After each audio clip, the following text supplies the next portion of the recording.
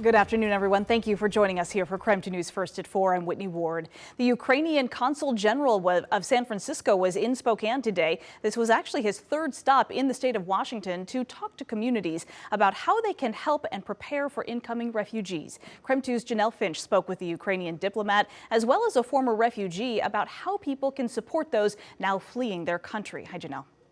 Hi, Whitney. The role of the Consul General is to represent Ukraine on a political level here in the States. With the war in mind, a top priority is mobilizing support for Ukraine and assistance on a state level. That mission is what brought the Ukrainian representative to Spokane.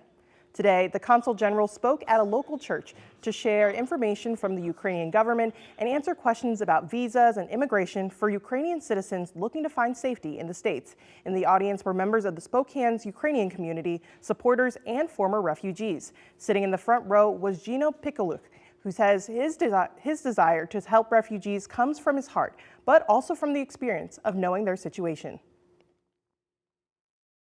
Today's refugee fleeing from the war in Ukraine, they're facing many problems on the way. They're exact same problems that I faced 27 years ago. So it's dear to my heart to just drop things that I was doing and start helping refugees. I feel it's my duty now.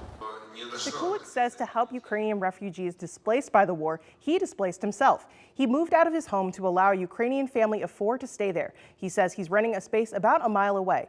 In the last 2 months since the war started in Ukraine, he says he's seen 12 Ukrainian families come to Spokane.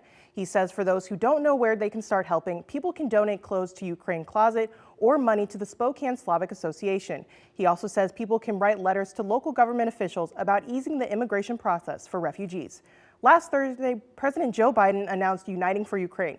It's a streamlined process to help provide Ukrainian refugees with opportunities to come to the States. According to Homeland Security, if applicants meet the program qualifications, they are eligible to stay in the States for at least 2 years. In the studio, Janelle Finch, Crime 2 News. All right, Janelle, thank you very much. Well, the Spokane mayor dropped a big announcement in her State of the City address this afternoon. The House of Charity shelter will be relocated now outside of the downtown Spokane core. These plans came from a formalized partnership between the city and Catholic Charities. The new permanent facility will have a capacity of 400 beds. Catholic Charities CEO now says, depending on how quickly plans get finalized, we could learn the location for the facility by next month. Mayor Woodward says this partnership is a big win for the entire community. The vision is to significantly increase space for women, provide comprehensive services that will help people become more stable and move them into permanent supportive housing, and offer even greater flexibility with how we give everyone a fresh start toward making Spokane a model for how we support the individual journey. After the mayor's address, the CEO of Catholic Charities and the mayor shared additional details about the plan to relocate. And coming up tonight on Crime 2 News at 5, we'll share more about that plan, including what will happen with the current downtown facility.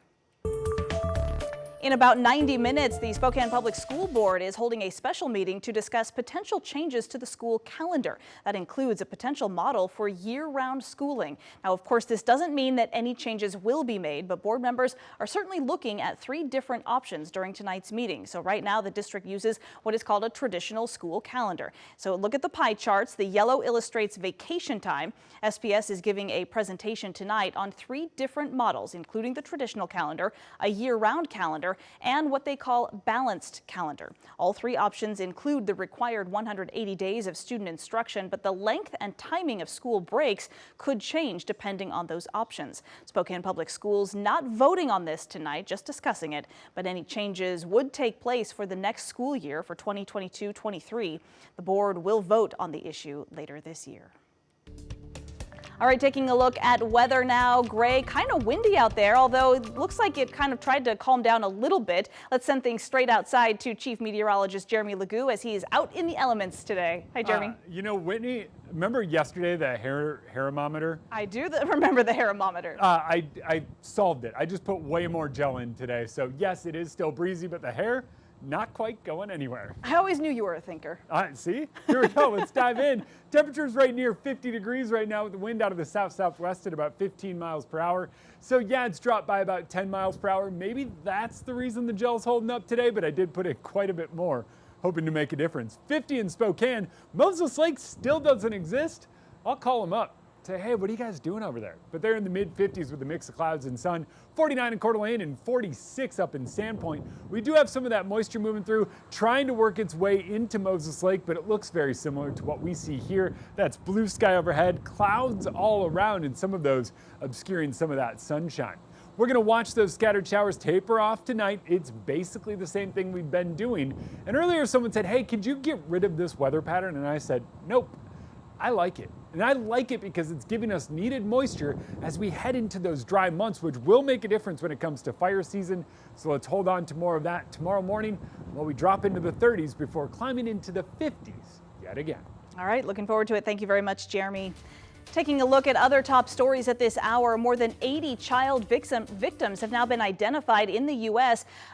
To a man accused of grooming children and having them make pornography. We now know one of the victims is from Spokane. Now, according to the Sacramento County Sheriff's Office, those victims varied in age from 6 to 13 years old. In a video release, the Sacramento County Sheriff's Office identified the suspect as 24-year-old Demetrius Carl Davis. He's suspected of portraying himself as an 11-year-old girl named Lizzie online and talking with kids in an effort to groom them. The Sheriff's Office said Davis could have spoken with more than 100 children between the late 2020 year and December of 2021. Deputies are now asking parents to check their children's electronic devices and contact them if they think their child sent any illicit material to anyone named Lizzie.